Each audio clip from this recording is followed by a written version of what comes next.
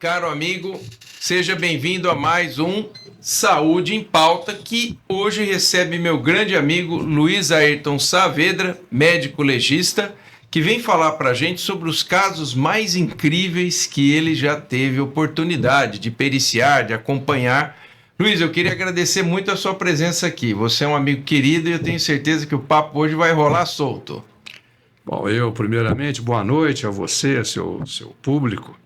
Eu que agradeço mais uma vez essa oportunidade, né? Me sinto muito lisonjeado de estar aqui com você, porque conheço o nível, né, dos programas, assim como conheço o seu nível técnico como médico, o nível também dos seus programas relacionados com a medicina. De modo que eu agradeço muito essa oportunidade. Gente, eu preciso fazer uma confissão aqui. Luiz é meu amigo há muitos anos e muitas vezes eu revi anatomia cardíaca graças ao meu querido amigo. Frequentei muitas vezes o IML, juntos, aprendi muito com o Luiz Ayrton e tenho um carinho enorme, um profissional ímpar e um amigo assim de longa data que a gente tem um enorme carinho. Luiz, vamos começar o seguinte para quem está nos ouvindo. O que é uma perícia médica? Vamos começar definindo. O que é uma perícia médica? A perícia médica, eu vou me ater à perícia forense, com o objetivo de satisfazer a justiça. Tá. Quando a justiça necessita de um esclarecimento técnico, de uma área muito específica, o conhecimento humano é muito grande, muito vasto, o juiz não pode ter conhecimento de tudo, então, em determinados momentos, ele necessita de um conhecimento técnico para o bom andamento do processo, buscando aplicar e fazer justiça. Quando ele precisa de um conhecimento técnico, ele recorre a uma perícia. Perícia é um ato, é um exame, onde o perito, que espera seja um experto nesse assunto, com boa base teórica e prática, sim, ele vai, então, oferecer à justiça esse conhecimento técnico. Isso é uma perícia. Isso é uma perícia. Ok. Eu pergunto para você agora o seguinte. Existe uma diferença entre a perícia médica e porque existe a perícia com um objetivo, né, forense, e existem outros ramos da perícia médica. Que outros ramos a gente tem a perícia, sem ser a perícia forense? A perícia ela pode ser feita até em caráter administrativo, né? Dentro de um hospital, a direção do hospital pode necessitar de um conhecimento, digamos, um aparelho foi utilizado de uma forma errada. Estou citando aqui aleatoriamente um exemplo. Ok. Então ele pode requisitar médicos ou técnicos de outras áreas que realizam a perícia para apurar o que houve ali, se foi intencional a quebra desse aparelho ou não. As perícias forenses, a medicina atende toda a área forense quando ela necessita daquela informação técnica no campo saúde, né? Então, por exemplo, a justiça criminal, as vítimas são periciadas para informar a justiça quanto tipo de instrumento que foi utilizado para produzir a lesão ou a morte da vítima, o tempo que isso aconteceu, muitas vezes a identificação da vítima e colher, inclusive, indícios que possam conduzir ao responsável, né, pelo crime. Na área civil, ela pode avaliar, por exemplo, danos. Uma pessoa se sente mal atendida por um médico, acha que houve um erro médico. Ele vai à justiça cobrando uma indenização. A justiça quer saber se houve o erro, quantificar esse erro para poder quantificar também a recompensa por esse erro. Na área trabalhista, se o trabalhador apresenta uma moléstia, se essa moléstia está relacionada com a atividade laboral dele, qual é o grau de incapacidade, enfim, todas as vezes que a justiça precisar de informações sobre a saúde humana, a perícia será uma perícia médica. E, por excelência, o perito será um médico. E aí eu faço uma pergunta. Como é que se faz para se tornar um médico perito? É uma especialidade? Como que acontece isso? Vamos imaginar, o sujeito é médico e ele fala assim, então agora, daqui para frente, eu quero trabalhar com perícia, eu quero me tornar um perito. Qual é o caminho que segue para se tornar um perito? Tá. Existem vários caminhos. Inclusive, nosso país está passando um momento de transformação. Isso provavelmente com o tempo vai se modificar. Mas, por exemplo, perito em perícias trabalhistas, em perícias cíveis. Qualquer médico pode se qualificar junto aos fóruns no sentido de realizar perícias nas suas especialidades. Ele vai lá e se inscreve? Ele se inscreve. Olha que interessante. Ele se coloca à disposição do fórum quando precisar, então ele vai ser... Digamos que um cardiologista deseja realizar perícias na área civil no âmbito da cardiologia. Ele procura o fórum e se cadastra no fórum. Tá. Aqui em São Paulo, especificamente, nós temos um instituto que não é do âmbito forense, ele é do âmbito do executivo do Estado, que é o IMESC, Instituto de Medicina Social e Criminologia. A demanda por perícias médicas aqui em São Paulo é tão grande que fica difícil, muitas vezes, os juízes ficarem nomeando peritos.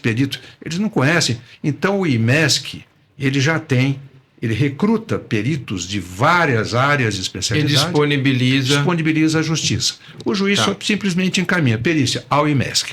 E lá chegando, o sujeito vai fazer a perícia na especialidade dele. As perícias criminais exigem que o perito seja um perito oficial, ou seja um perito de carreira, concursado, formado para realizar perícias criminais, que são os médicos legistas, né? Então, ele precisa de um concurso, então. Um concurso público. Tá. Depois desse concurso público, ele recebe um curso de formação técnica e aí ele está apto a exercer essas Ele perícias. não necessariamente, então, precisa ser um patologista. Ele pode ter feito uma outra área e prestar o concurso, passar e depois ser treinado para se tornar um perito? Sim, no nosso país, sim. Tá. Há países que exigem, como a patologia forense, ela é uma patologia, é um ramo da patologia. Alguns países nos Estados Unidos, o forensic pathologist, ele é sempre um patologista que se especializou em patologia forense. No nosso país, não. Qualquer médico de qualquer especialidade pode se concursar e se tornar um médico legista. Assim como na área civil, qualquer médico de qualquer especialidade pode também se credenciar. A tendência é que, com o tempo, a justiça vai exigindo que essa pessoa tenha alguma formação na área pericial forense. Então, hoje já existem cursos de especialização que dão esse tipo de formação para qualquer especialista, que aí ele fica mais qualificado, mas não impede que quem não tenha hoje, nada impede que qualquer médico se apresente a um fórum e se credencie como médico perito. Tá. E agora vamos entrar um pouco do tema propriamente dito desse nosso bate-papo. Eu queria então que você nos falasse de alguns casos que foram assim muito pitorescos, muito fora da curva, que você teve oportunidade de periciar. Porque sabidamente, com uma carreira de tanto sucesso, você já periciou muita coisa. Mas tem sempre aqueles casos que ficam assim, você fala, meu, isso aqui é poltergeist, esse troço aqui não tá dentro do... Conta pra gente, você pode contar o milagre, claro que você não precisa contar o santo, mas conta o milagre, vamos lá. Bom, claro, eu atuei como médico legista há quase 40 anos, né, e ainda continuei mais de 40 anos realizando autópsias e verificação de óbito. Então, a gente realmente tem casos e causos, né? Mas eu entendo que os casos mais significativos, por exemplo, são casos, eu me lembro no início da carreira, quando eu recebi, nós fazíamos em Guarulhos, os médicos legistas fazíamos a verificação de óbito. Não havia ainda o serviço de verificação de óbito, que posteriormente foi criado. E eu recebi um caso aqui de um sujeito que trabalhava aqui em São Paulo, era um oriental, era um chinês, Ele era dono de um comércio aqui na região central de São Paulo, e ele chegou de madrugada em casa, se deitou ao lado da mulher, a mulher viu, ele chegou muito tarde, e ela, pela manhã, ele estava morto, né? Ela se deparou com ele morto. Ele foi encaminhado e foi requisitado um exame só de verificação de óbito. E ele não tinha nenhuma lesão externa, nenhuma equimose, escoriação. Para não dizer que ele não tinha nenhuma, ele tinha umas hiperemias, umas áreas avermelhadas em ambos os antebraços. Bom, eu sempre fui muito cuidadoso, até porque sempre fui muito medroso, né? O medo de deixar passar alguma coisa importante. Então, apesar de ser uma verificação de óbito, eu resolvi abrir as 3 cavidades. Abri a cabeça, não tinha nada de especial, tórax não tinha nada, e quando abri o abdômen, ele tinha um hemoperitônio volumoso, né? Consequente a uma ruptura do fígado, né? O fígado é um órgão que sangra muito, com a ruptura, aquele sangramento volumoso, levou ele a um choque hemorrágico, ele morreu.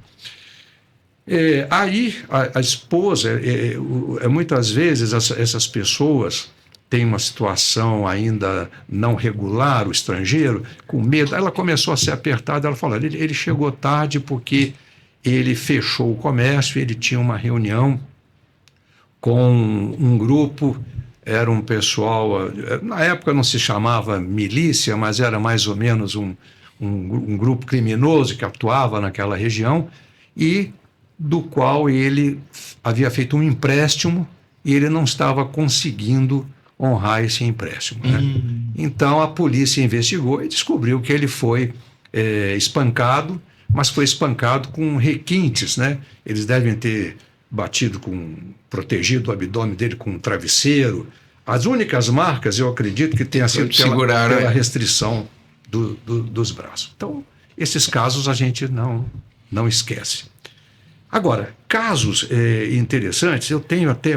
Você me permite? Claro. Eu me lembro que você me contou um caso que foi assim, se não me falha a memória, um sujeito que morreu afogado na cidade. Ah, sim. Você me contou esse caso, eu fiquei impressionado com isso. Você lembra desse caso? Sim, obviamente. Claro. Que veio lá afogamento. Como que o cara pode afogar na cidade, no asfalto, né? Vamos relembrar esse caso um pouco. Esse caso... Esse é pitoresco. Esse é pitoresco. Ele é tão pitoresco que eu nunca mais esqueci, Luiz. Muitas coisas que nós conversamos eu me lembro até hoje, mas essa me marcou demais. O sujeito morrer afogado no asfalto é difícil, né? É verdade. Esse caso, ele foi até autopsiado por um colega que era muito competente, meu colega de turma na Acadepol, na Academia de Polícia, entrou junto comigo na polícia. E ele recebeu um cadáver que veio com o seguinte histórico: vítima de afogamento. E ele pegou o cadáver, estava todo sujo de lama, né? Tinha sinais externos de afogamento, né? Mão de lavadeira, que é aquele pregueamento da mucosa da mão, em função da água fria, tanto a região palmar como a região plantar dos pés apresenta esse sinal. E ele abriu e encontrou internamente todo um quadro que correspondia a afogamento, e ele matou como afogamento. Quer dizer, quando a gente, na gíria médico-legal, matar quer dizer, ele deu como causa do óbito, na declaração do óbito, afogamento. Bom, como as delegacias, os delegados trocam, assim como na justiça os juízes trocam, aquilo foi para a justiça, demorou até que um dia um promotor pegou aquele caso e leu que o sujeito tinha sido encontrado morto na esquina de 2 ruas no centro de uma cidade. Se não me engano, foi Franco da Rocha. Franco da Rocha, exatamente.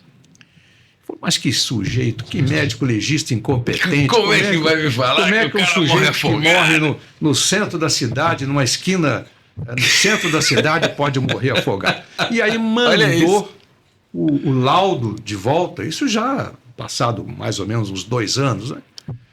Para que o médico retificasse e que atentasse para o fato e tal. Presta atenção, né? Como é que você me dá uma bola Esse dessa? colega era muito competente, era muito responsável, ele não ficou tranquilo.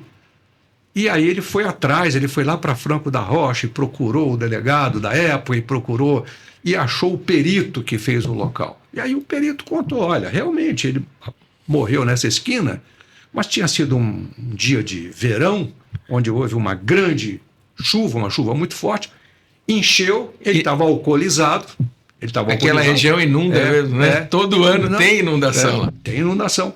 E lá ele tropeçou, caiu, e a rua devia ter lá um nível lá de algum 30 centímetros, 50, foi o suficiente para ele de bruço morrer, aspirar aquela água e morreu realmente afogado.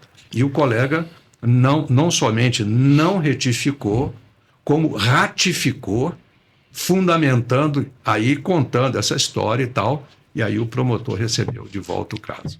Esse caso, ele é emblemático, porque veja, você dizer que um sujeito em plena cidade, ali, né, o cara morre afogado no asfalto, fica difícil, né?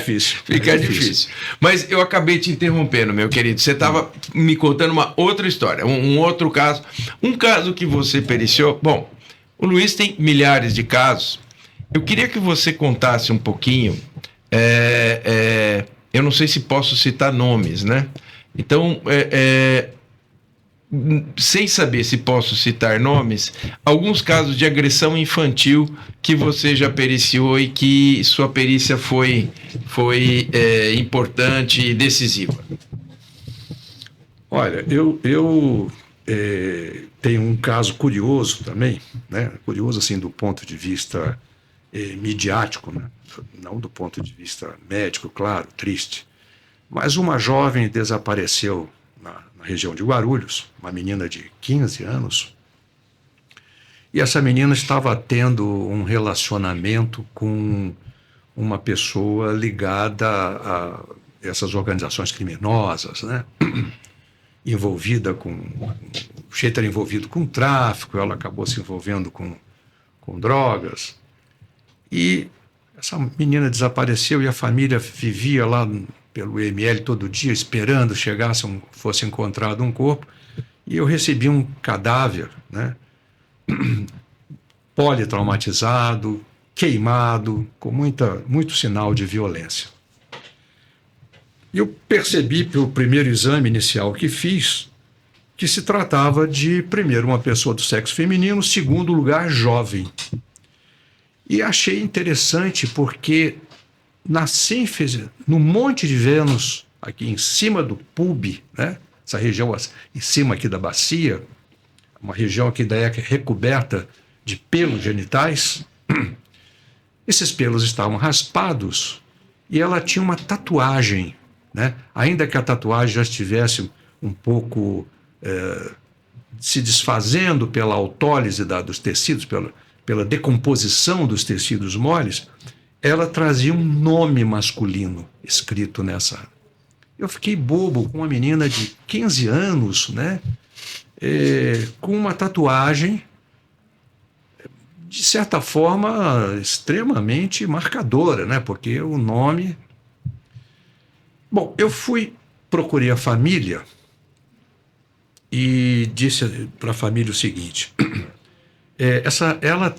Perguntei à mãe, ela tinha alguma tatuagem? A mãe foi peremptória e disse, absolutamente, ela não tinha nenhuma tatuagem. A mãe não tinha conhecimento dessa tatuagem. Mas aí eu perguntei, ela tinha algum namorado? Tinha. Como era o nome do namorado? Fulano, era o nome da tatuagem. Já se estabeleceu uma conexão, né?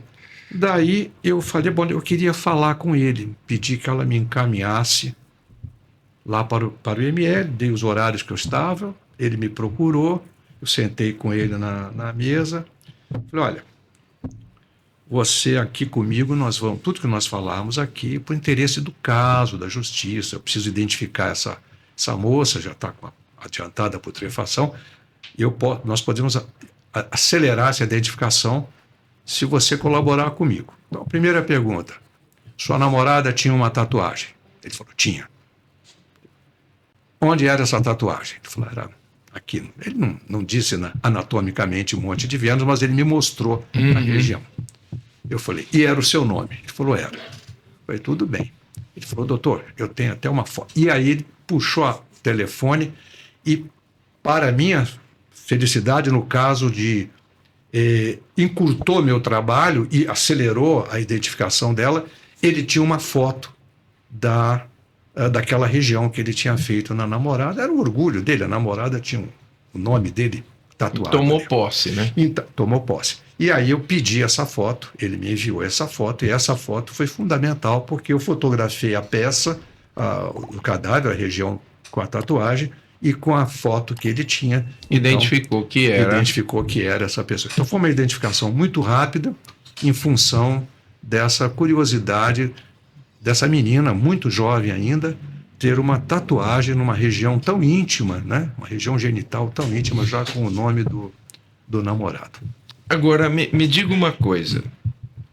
Nós vivemos algum tempo atrás a questão da identificação do Mengele, né? Isso aqui eu Sim. posso dar nomes, né? Pode falar. E não foi através, obviamente, de tatuagens, foi arcada dentária, tudo mais. O que é que mais auxilia você na identificação de um caso que já está em avançado estado de decomposição e que você não tem mais como ver a face, enfim, que regiões que são mais utilizadas pelo perito quando ele tem acesso a, né, que não está tudo destruído, para fazer a identificação? Aí nós recorremos a uma área do conhecimento médico, não só médico, antropológico, que é a antropologia forense. Geralmente, nos casos onde as partes moles já não permitem mais que se faça uma identificação, cadáveres carbonizados, em adiantado estado de putrefação, ou até já esqueletizados, né? O estudo é feito pelo esqueleto, pelos ossos. E o que mais nos ajuda é quando esses ossos têm particularidades, né? Porque essa identificação antropológica forense, eu não posso pegar um grupo de ossos aqui, estudar, eu posso dizer que esses ossos pertencem a uma pessoa de tal sexo, de tal faixa etária, com tal estatura, posso até imaginar, aventar a ancestralidade dessa pessoa. Certo. Né? Ainda que no nosso país seja muito difícil essa área, devido à miscigenação que nós temos aqui. Tá.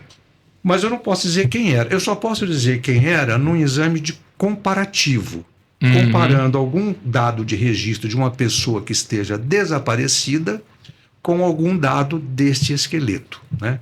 Então, quando nós temos particularidades do esqueleto, ajudam muito, porque geralmente essas particularidades foram registradas em vida. Por exemplo, o desenho dos seios frontais, o desenho dos seios são muito individuais, são uma outra impressão que nós temos digital. Olha, interessante. Muito, porque eles se formam depois do nascimento, pela respiração, a entrada do ar produz aquela saculação entre as tábuas ósseas, formando os seios que vão epitelizar e tal. Então, o desenho dos seios é muito particular, assim como o trabeculado ósseo nosso também é muito particular. Se nós pegarmos um osso de duas radiografias, estudarmos esse trabeculado, na mesma região, nós vamos encontrar um desenho, só vamos encontrar um desenho trabecular idêntico se for a mesma, se tratar da mesma pessoa.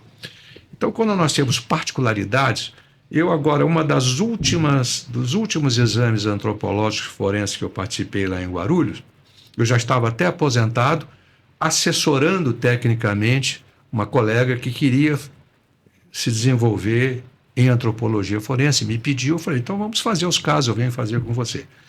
Ele tinha uma neoarticulação, ele tinha uma luxação da cabeça do húmero e a articulação da cabeça do húmero não se fazia no acetábulo da escápula.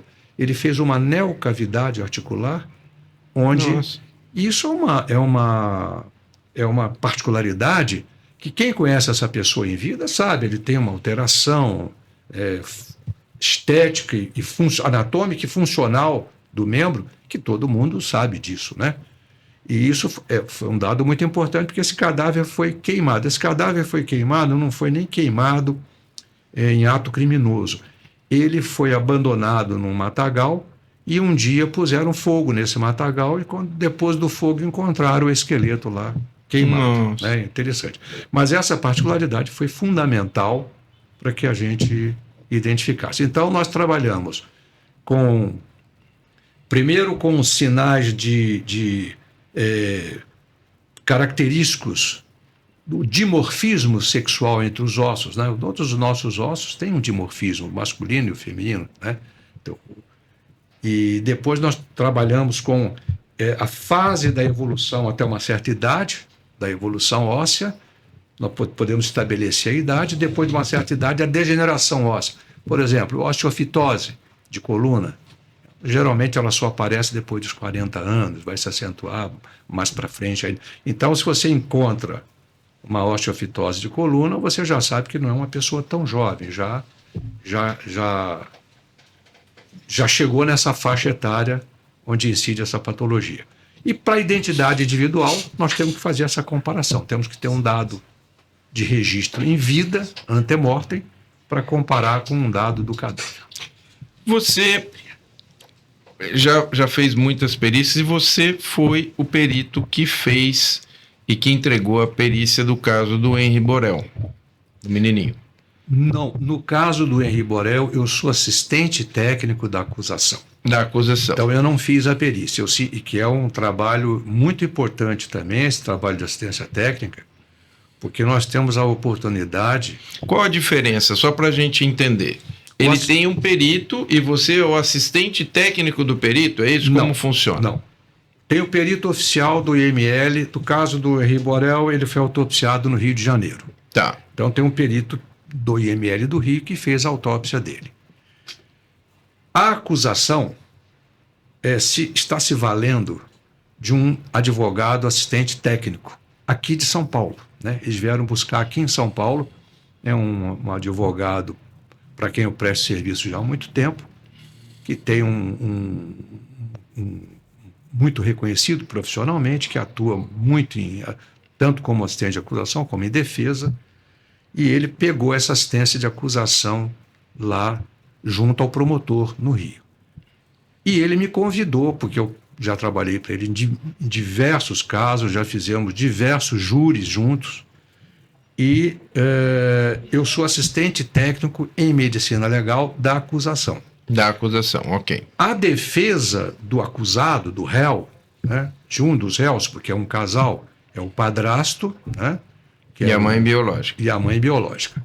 O padrasto também tem um assistente técnico, ele também tem um perito contratado dele para fazer a defesa que ele entende que possa ser feita em cima do laudo oficial. Tá. E eu, naturalmente, defendo a ideia, basicamente, o que consta no laudo, né? Nós estamos acusando. Mas essa assistência técnica, isso é muito importante, né? Porque é uma grande oportunidade no caso de uma revisão de caso. Antes de continuar com o caso Henri Borel, só porque eu me lembrei agora, eu tive uma experiência muito boa em Vitória, no Espírito Santo. Eu tenho tido oportunidade, eu tenho uma clientela de advogados criminalistas hoje em vários... Não, você é conhecidíssimo, Luiz Ayrton. Todos nós sabemos. E evidentemente, com esse tempo que você já tem de experiência, poxa, sim, quem ajuda, não quer um cara com a tua experiência? Então, nós fizemos um caso em Vitória, que foi um caso icônico lá em Vitória do Espírito Santo. Foi um caso que ficou 26 anos para ir a júri. Nossa Senhora, o caso aconteceu em anos. 96, só foi em júri 2020, 26 ou 24 anos, mais ou menos isso. A moça, a vítima, tinha 18 anos quando morreu. Quer dizer, o caso demorou mais tempo para ir a júri do que ela viveu, do que ela teve de vida. Nossa.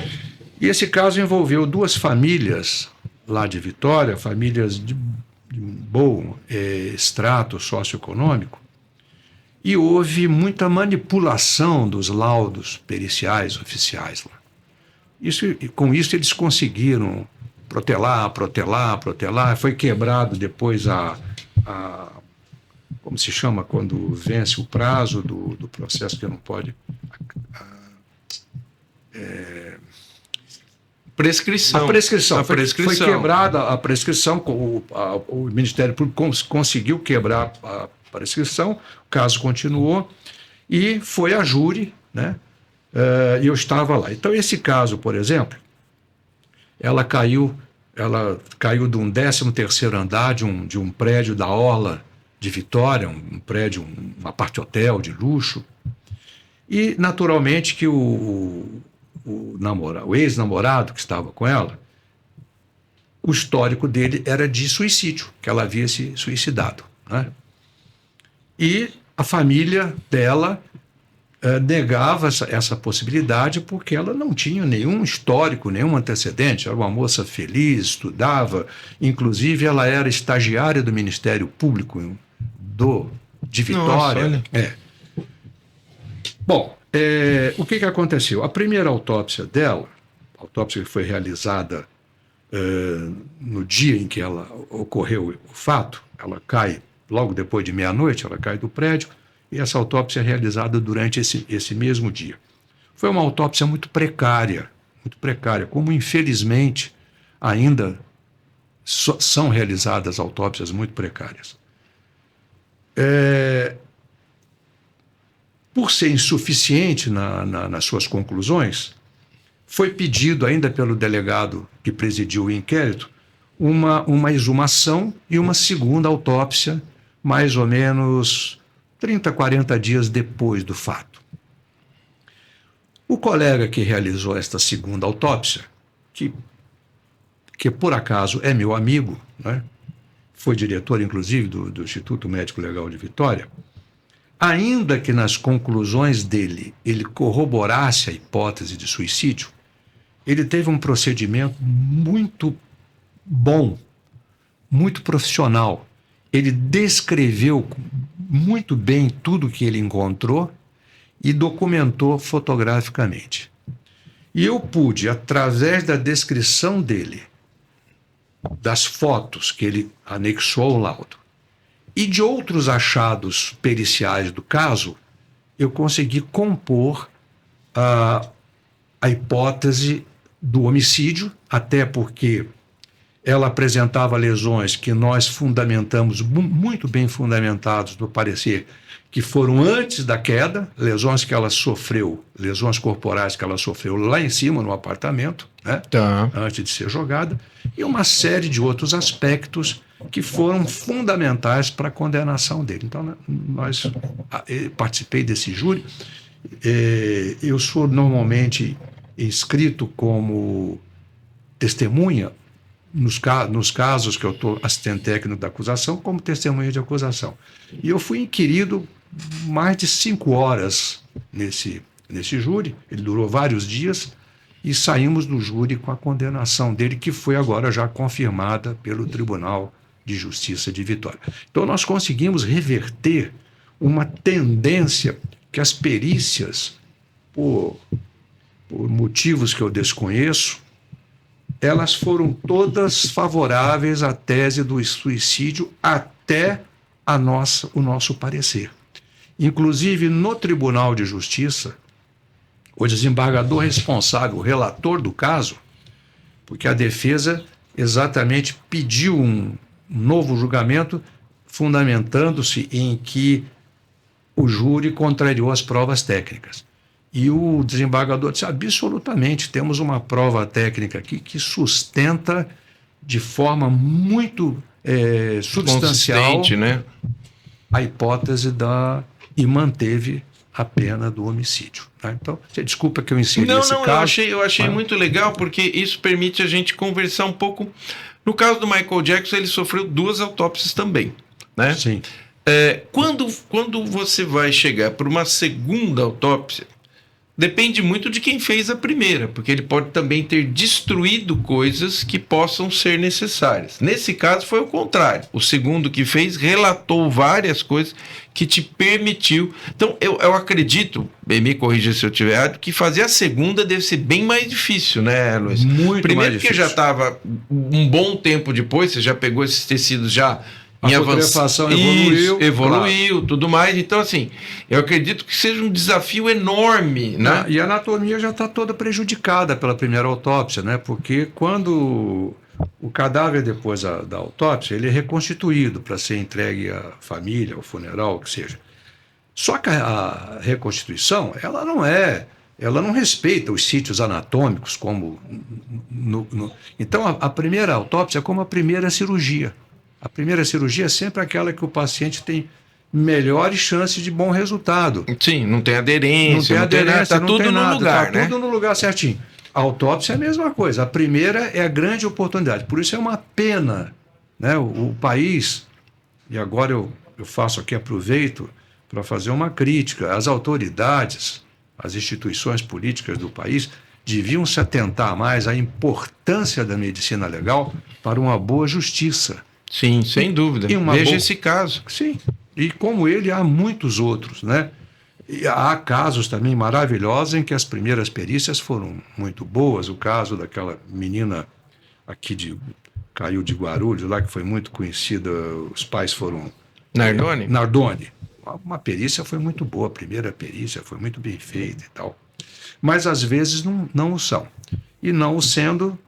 são realizadas, segundo, às vezes, você lembra do caso PC Farias, foram realizadas 3 perícias, foram realizadas. Sim. 3 perícias. Lembro. Claro que sempre as condições são mais adversas, quanto mais tempo passa. O próprio trauma da perícia já acelera a putrefação. Sim. Né?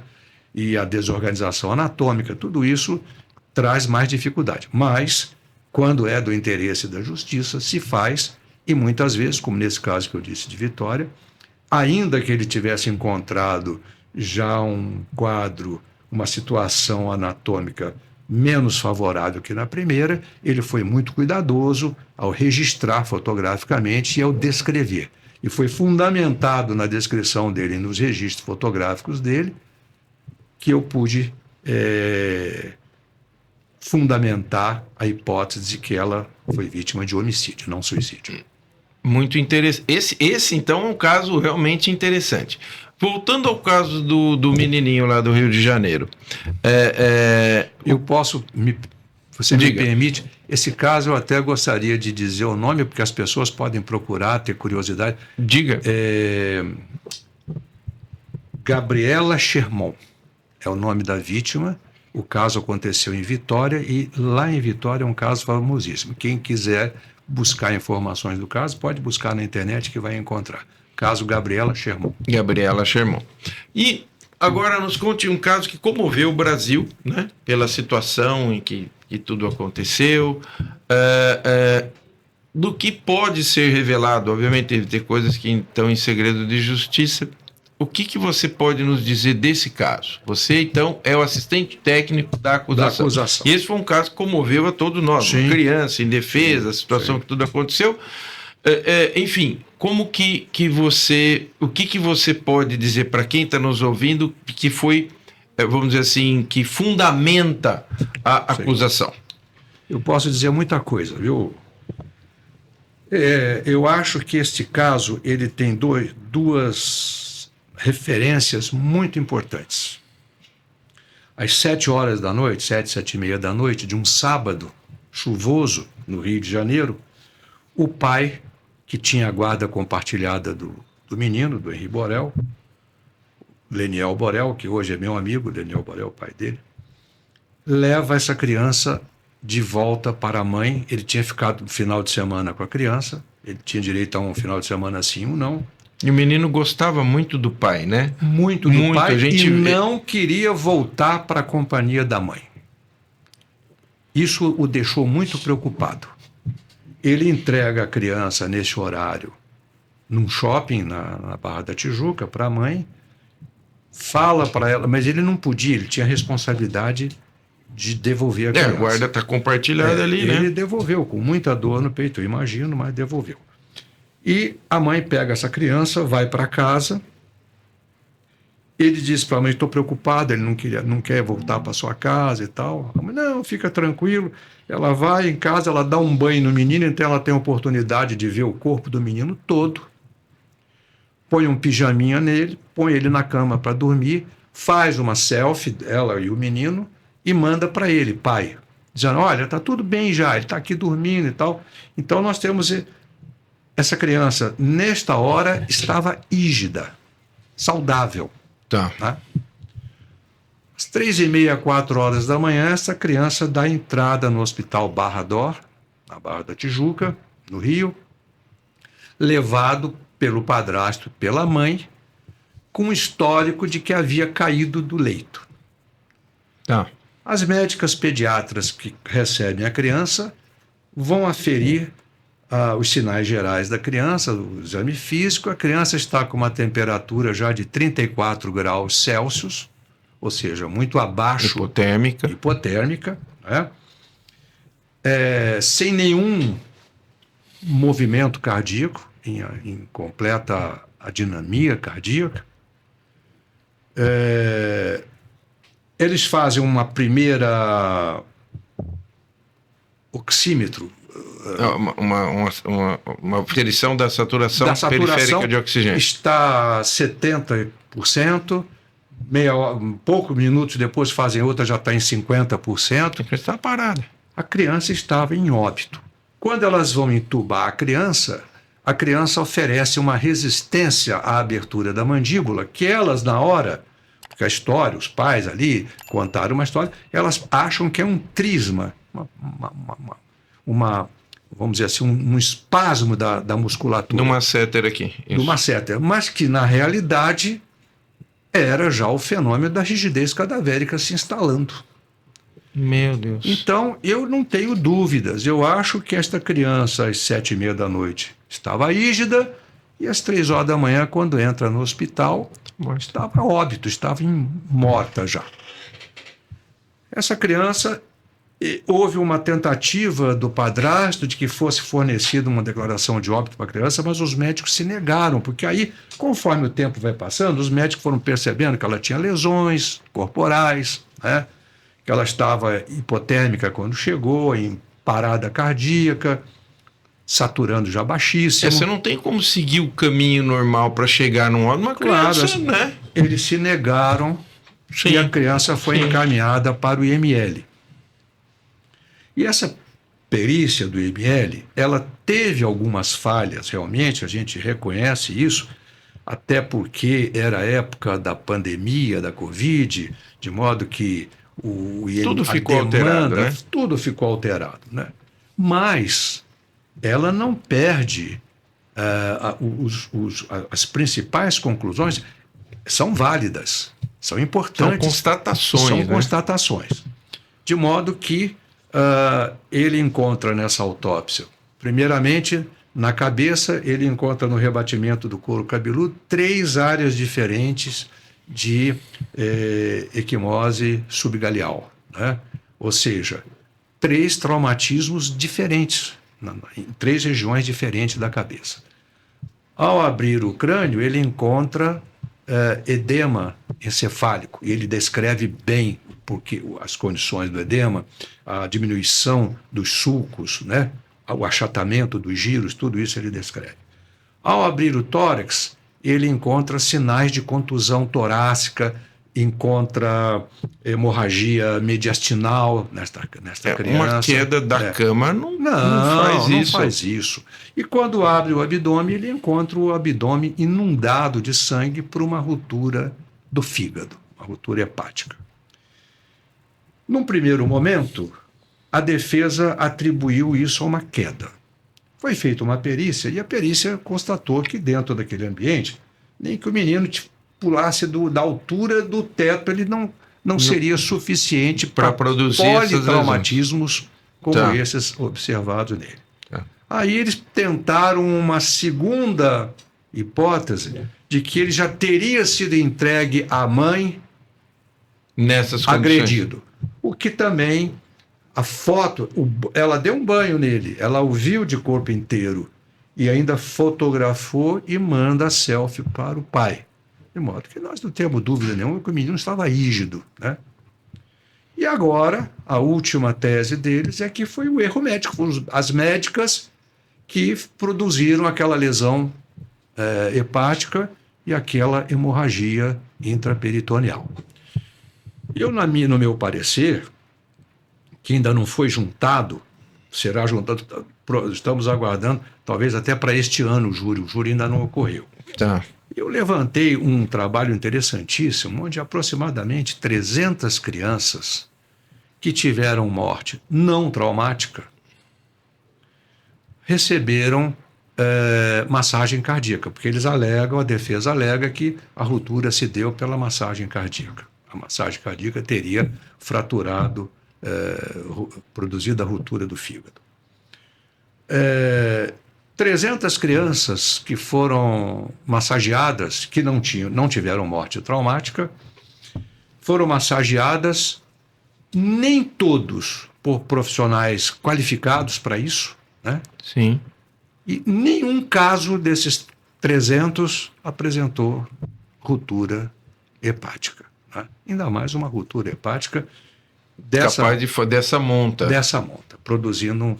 De modo que eu acho que esse caso é um caso muito difícil da gente entender. O que aconteceu entre 7h30 da noite e 3h30 da manhã, que é o tempo que só padrasto e a mãe sabem o que aconteceu, mas não tenho dúvida nenhuma que foi nesse tempo que foram produzidas as lesões que levaram a criança a óbito. Meu querido Luiz Ayrton, nós estamos caminhando para o final, que é uma pena, porque eu não consegui perguntar para você um décimo das coisas que eu queria. Mas eu queria que você me dissesse o seguinte: o que é que te atrai tanto dentro das perícias médicas? Porque eu veja, você que está nos ouvindo, o Luiz, ele montou o Instituto de Pesquisas e Ciências Forenses, não é isso? Ensino e Pesquisa em Ciências Forenses. Ensino e Pesquisa em Ciências Forenses, que hoje ele me disse que agora está com uma sede própria. Sim, que eu quero conhecer em Mogi. Com certeza estarei lá, porque eu sou um grande entusiasta do trabalho desse meu amigo. Eu vejo que você fala disso com um olhar, que é um negócio que pega a gente. Eu fiquei seu fã, né? Nós somos amigos e assim, eu vejo Obrigado. Que você ainda tem, desculpe o termo, mas você ainda tem tesão, você gosta do troço. E você já está há 40 anos fazendo isso, e às vezes casos que são muito impactantes do ponto de vista psicológico, né? Porque, poxa, você vê uma criancinha espancada, isso é difícil. Você é pai, é avô. Como é que mantém essa chama acesa em você, Luiz? Porque eu vejo que você tem uma paixão por esse troço. E você escreveu um livro sobre transexualidade, eu tenho esse livro até hoje, né? O que é que mantém essa semente, essa chama acesa, esse amor pela perícia médica, pela ciência forense? Conta um pouquinho pra gente, só pra gente dar essa informação para quem foi brindado com essas informações tão legais desse papo nosso. Bom, eu todo semestre, quando começo o curso de Medicina Legal na Faculdade de Medicina, onde leciono, eu me apresento para os alunos e justifico por que estou na Medicina Legal há tantos anos e realmente vibrando. E eu conto para eles o seguinte: eu escolhi como especialidade, ao me formar, ginecologia e obstetrícia. Eu achava a ginecologia e obstetrícia uma coisa assim maravilhosa, né? Eu acho que a parturição é um dos atos mais espetaculares da natureza, né? E o obstetra, particularmente, é o espectador privilegiado desse ato maravilhoso que é a parturição. De modo que fui para residência em ginecologia e obstetrícia, depois tirei título de especialista e me envolvi com isso e gostava demais. O que me levou a trocar pela medicina legal? Eu, ainda residente, fiz concurso para o cargo de médico legista sem ter a menor vontade de ir lá ficar a vida toda. Eu já era casado, já formei com filho, né? De modo que eu queria um emprego público. Então, o primeiro concurso que apareceu foi... Eu já tinha assistido uma autópsia na faculdade e não tinha gostado. Até tinha refletido, como é que esse colega faz uma especialidade que vai ter que fazer autópsia a vida inteira, é o patologista, né? Queimou a língua, hein, Zé? Pois é. E aí, eu quando fui fazer, passei no concurso, fui fazer o curso na academia, eu senti que havia uma pressão muito grande, porque eles estavam precisando muito de médicos no necrotério aqui de São Paulo, na tanatologia forense. Os antigos estavam se aposentando, a criminalidade estava crescendo exponencialmente, eram anos 70, daí começa a criminalidade, e não havia ainda descentralização, como existe hoje, IML em todas as regiões. Então o IML estava sobrecarregado e precisava de... E aquilo começou a me afligir, porque eu estava vendo que eu ia acabar sendo jogado. Eu queria fazer sexologia forense, que eu achava que eu estaria mais dentro do meu campo. Né? Uma coisa mais afim com a área da... Afim da área da gineco-obstetrícia. Bom, eu aí bolei uma estratégia. Digo, olha, eu vou pedir para ir para o necrotério. Porque quem pede para ir tem o direito de pedir para sair. Né? Vai ter concurso ano que vem, que eles estão precisando de vaga, de recompletar o quadro. Quando chegar a turma do ano que vem, eu saio. Eu fico um ano no necrotério e acabou. E foi assim que eu fui para dentro do necrotério. E aí eu descobri, nessa prática tanatológica, na prática da autópsia, o grande desafio. Porque a propedêutica médico-legal, veja bem, um crime, umas vezes um homicídio, só duas pessoas estavam na cena do crime. A vítima e o autor. Sim. E eu te pergunto, qual dessas duas pessoas tem interesse em contar a história do que aconteceu? A vítima. Só a vítima. E aí entra a arte da medicina legal, né? Que é usar toda essa técnica para buscar essa informação. E os grandes autores dizem que os cadáveres contam. Eles têm a linguagem própria deles, mas precisamos saber entendê-los, interpretá-los através das lesões. Tá? Então, este desafio, né, de que chegar na mesa de autópsia, um cadáver que nada diz, nada te informa, e dele nós temos a obrigação de retirar sua história para que se faça justiça, que é o maior desejo da sociedade, isso é muito gratificante. Isso que me levou um dia a abandonar aquela especialidade que tanto eu gostava, né, para me dedicar com exclusividade à medicina legal.